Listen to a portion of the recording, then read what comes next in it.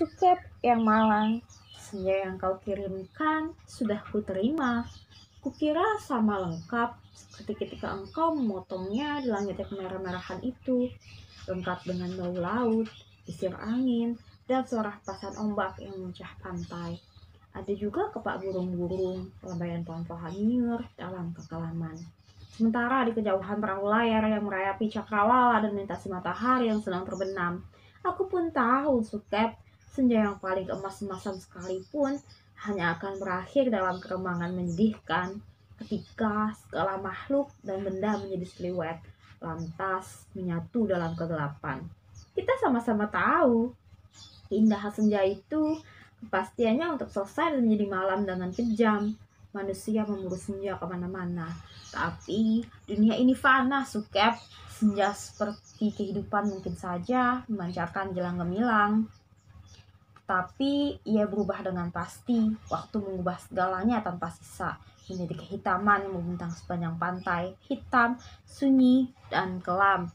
Rupa-rupanya dengan cara seperti itulah dunia ini mesti berakhir. Senja yang kau kirimkan telah menimbulkan bencana tak terbayangkan. Apakah engkau tahu suratmu itu baru sampai 10 tahun kemudian? Ah, engkau tidak akan tahu, Sukep. Seperti juga kau tidak akan pernah tahu apa yang terjadi dengan senja yang kau kirimkan ini. Senja yang paling tidak berharga dalam hidupku, Sukep.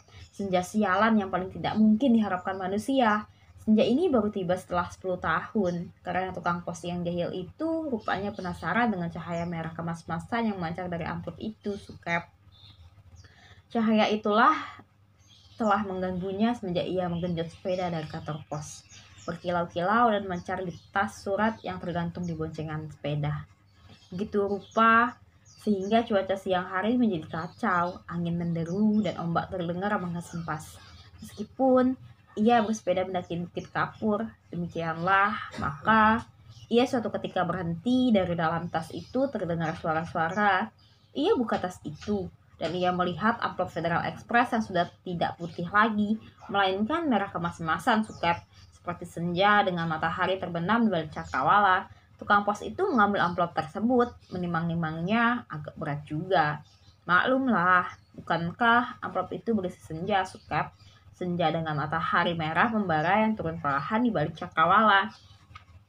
Seperti semua senja yang ada di balik kartu pos. Tapi yang kamu kirimkan itu bukan kartu pos, Sukep. Yang kamu kirimkan itu senja di tepi pantai dengan hempasan ombak, bau laut, dan angin yang asin. Kamu pikir berapa ton beratnya pasir di sepanjang pantai itu, Sukep? Kira-kira sedikit dong. Masih lumayan. Tukang pos itu kuat menggenjot sepeda mendaki Bukit Kapur. Buset.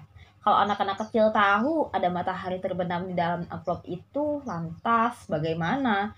Kau tahulah, Sukep. Anak-anak di daerah Bukit Kapur begini tidak punya mainan yang aneh-aneh seperti di kota. Mereka hanya tahu kambing dan kerbau, ikan dan belut, sungai dan jagung. Nasi saja jarang mereka sentuh. Anak-anak tidak pernah tahu mainan robot berjalan dengan cahaya di dadanya yang berkedip-kedip. Pasti akan penasaran sekali dengan cahaya senja yang memancarkan berkilauan merah dan kemas-emasan itu, Sukep. Mereka memang tidak pernah melihatnya, Sukep, karena tukang pos itulah yang telah mendahului mereka. Ia menimang-nimang bungkusan berisi senja itu, mendengar-dengarkan, dan akhirnya mengintip. Tentu saja di dalam amplop itu dilihatnya senja, Sukep. Senja terindah yang paling mungkin berlangsung di muka bumi ini. Ia mengintip dan terpesona. Ia buka amplop itu. Sebetulnya menurut kode etik profesi itu tidak boleh. Tapi manusia manapun bisa melakukan kesalahan, bukan? Ia buka terus amplop itu dan melihat senja dengan langit merah kemas-emasan di dalam sana, di mana mega-mega berpencar seperti perahu di danau, memberikan perasaan nyaman dan tenang. Siapa yang tidak suka merasa nyaman dan tenang di dunia ini, Sukep? Di sebuah dunia yang sudah miskin, masih bersimbah darah pula. Maka jangan salahkan tukang pos itu, Sukep, jika ia kemudian menjadi begitu penasaran dan masuk ke senja yang terbentang. Tidak ada yang tahu apa nasib waktu ketika anak-anak akhirnya berkerumun di sekitar sepeda yang tergeletak itu. Mereka hanya melihat cahaya senja kemerah-merahan yang semburat membakar langit.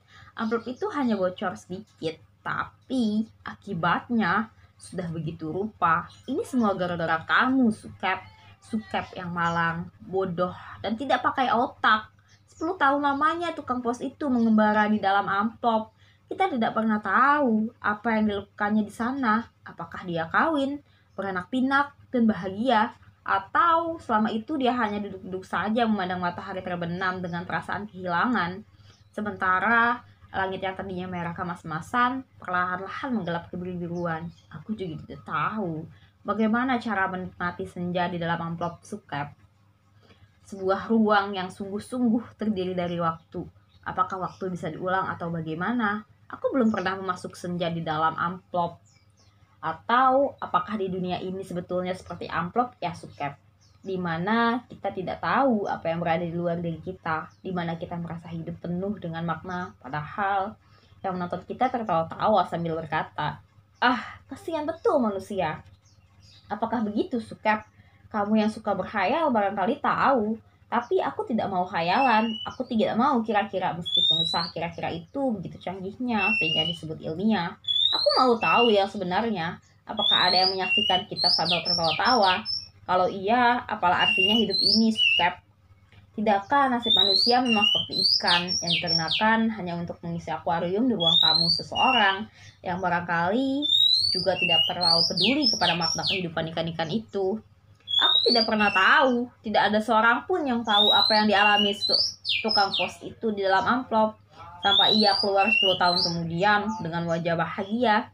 Ia sudah 10 tahun menghilang dalam amplop, tapi ia tidak tampak bertambah tua.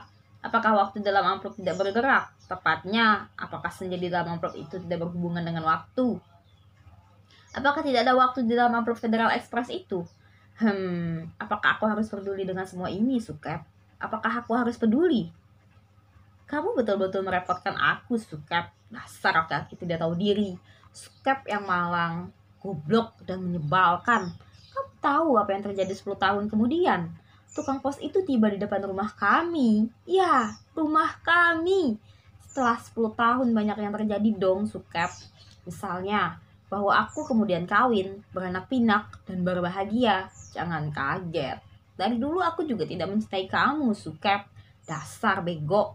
Kasih isyarat tidak mau mengerti. Sekali lagi, aku tidak mencintai kamu. Kalau aku toh kelihatan baik selama ini padamu, terus terang, harus kukatakan sekarang, sebetulnya aku cuma kasihan.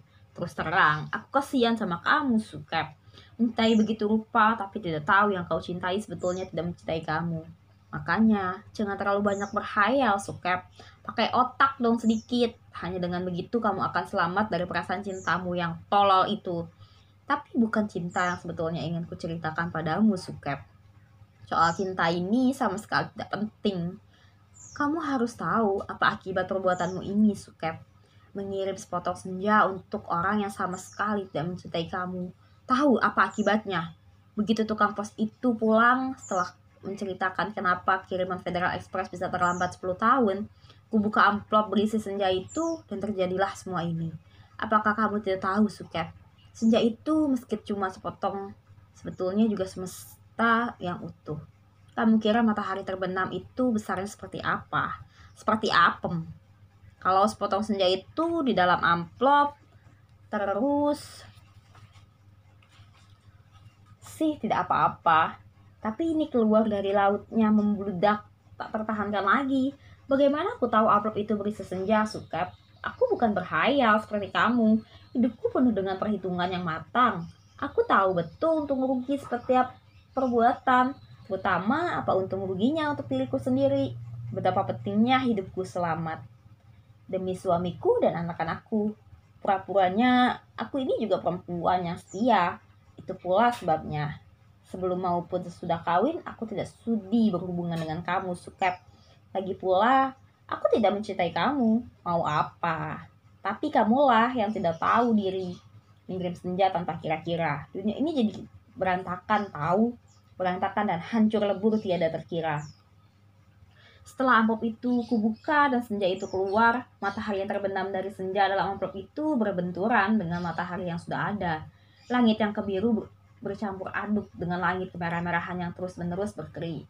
berkedap menyilaukan karena matahari, karena cahaya kemas-kemasan yang menjadi semburat tak beraturan. Senja yang seperti potongan kue menggelegak, pantai terhampar, seperti permadani di atas bukit kapur. Lautnya terhempas langsung membanjiri bumi dan menghancurkan segala-galanya. Bisalah kau bayangkan, Sukep, bagaimana orang tidak panik dengan gelombang raksasa yang tidak datang dari pantai tapi dari atas bukit. Air bah membanjiri bumi seperti zaman Nabi Nuh. Dunia menjadi gempar. Tidak semua kapal dan perahu yang ada cukup untuk seluruh umat manusia, kan? Lagi pula, sampai kapan kapal dan perahu itu bisa bertahan? Tiada satu kota pun yang selamat. Lautan dari senjamu yang membuat langit merah membara itu mengempas dan membanjiri bumi dengan cepat sekali. Gedung-gedung pencakar langit di setiap kota besar di seluruh dunia. Gunung-gunung tertinggi di muka bumi, semuanya terendam air. Sukep, bumi ini sekarang sudah terendam air. Di mana-mana air dan langit senja tak kunjung berubah menjadi malam. Segalanya kacau, Sukep, gara-gara cintamu yang tak tahu diri. Sukep yang malang, paling malang, dan akan selalu malang. Aku menulis surat ini dengan kertas dan pena terakhir di dunia. Di atas puncak Himalaya, di depanku ada sebuah sampan kecil dengan sepasang dayung dan sebungkus super mie. Itulah makanan terakhir di muka bumi. Sisa manusia menjadi pengembara lautan di atas kapal dan perahu telah mati semua karena kehabisan bahan makanan maupun mayat teman-temannya sendiri.